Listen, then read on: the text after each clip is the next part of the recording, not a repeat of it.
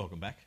David, I guess with a past career in the military and some years working on the local paper, you were probably a prime candidate for entering local politics. I wouldn't have thought so. We'd moved from Bundaberg to Gympie. Were you headhunted to join the Nationals? No. Quite funny. The story is I got a promotion as a general manager of the Gympie Times. And each Saturday, as all good general managers do, because you're worried about your revenue line, I would go through and look at the ads in the paper. I'd read the stories, but I was sort of focused on the ads, seeing, how we were looking. Had we made any obvious mistakes? Would we have to put any credits or refunds through? And there was an ad that had been not booked locally, had been booked out of Brisbane by the National Party, calling for local people to run as a candidate in Gympie. And I remember going to a barbecue that night and just having a chat and sort of saying to a few people, who do you think they'll get to run?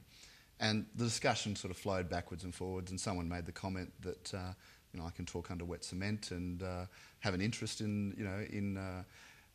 politics and community. Why don't you give it a go? And I thought a lot about it and rang the number, made some discussions, and ended up, for the very first time in my life, joining a political party, seeking pre-selection, and then, as they say, the rest is history. All of the other ministers and shadow ministers that I've spoken to on this program so far have had a long-standing membership of their party, 15, 20, 25 years, before ultimately ascending. You were a member of the party for, about a year? No, about Not a week. That. Before I got pre-selected, only probably about 4 weeks, actually. Before getting pre-selected. I then had to give up my job, and so I became the house husband and campaigned around dropping the kids off at school and doing various... It was grassroots politics. It was a great education, and can I say, my kids look back on that time. I mean, I did every one of my daughter's swimming lessons. It was just fantastic experience.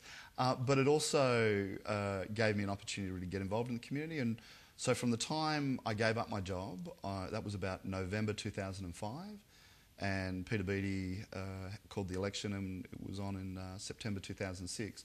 And we'd been living off savings, and we'd sold an investment property. And I remember my wife telling me sort of at the end of August, we were paying our bills monthly, and at the end of August, beginning of September, and I think the election was on the 9th, she said to me, on the 10th, you need to have a job.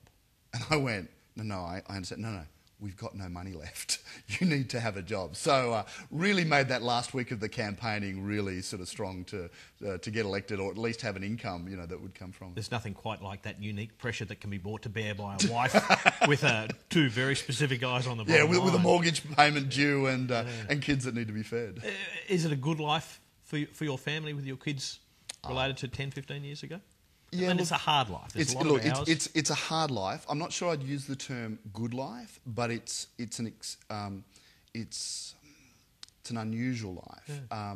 The kids get exposure to some amazing things, and are probably more aware because of discussion that occurs. I've had some great. My daughter, who's 12.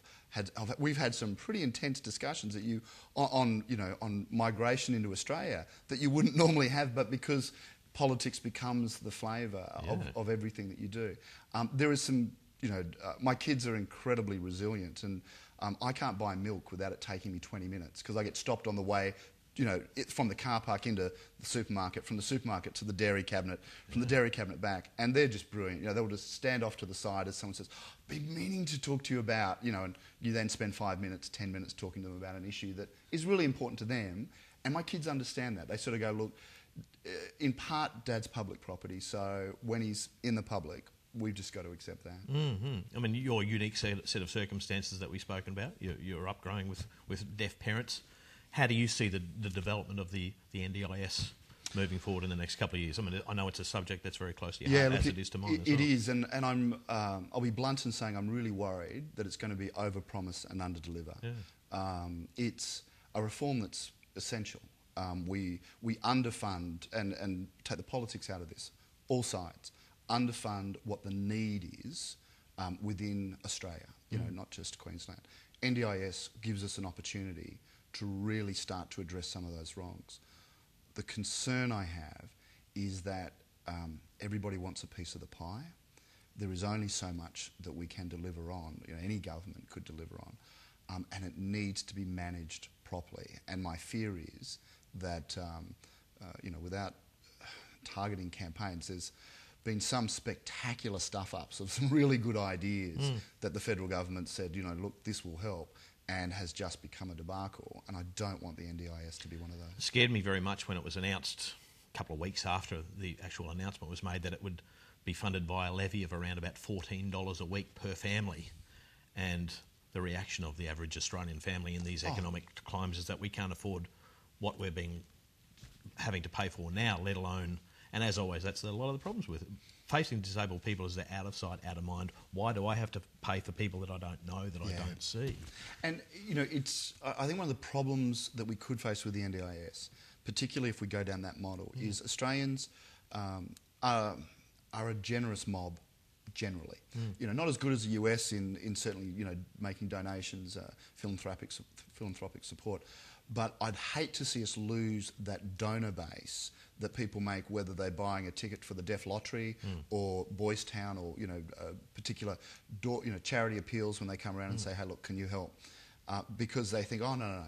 I already contribute because I pay my way through the taxes. And we saw an example of that with the ambulance levy, where people went, you know what? I pay for the ambulance levy, so therefore I'll use the ambulance. And it went from almost becoming like a medical taxi service where people felt that.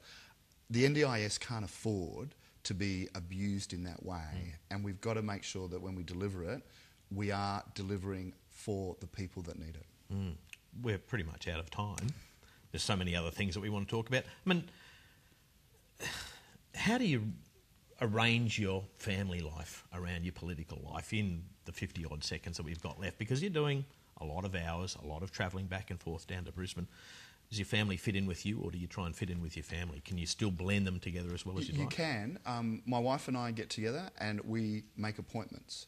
And a family is important. You've got to put time aside for a date, don't you? And we do. And we, it's an important, whether if I have my son's, graduation or my daughter doing something, or just, Monday night family time. And we play more board games since we've got elected, since I've been elected, than we ever did beforehand, because we turn the TV off, we sit around, and, I hate Disney trivia, I've got to tell you, but my kids love it, and and we play the game, and it gets us talking as a family, because I know that I don't have every day to talk with the kids. So the times that I've got, I really want to make them count.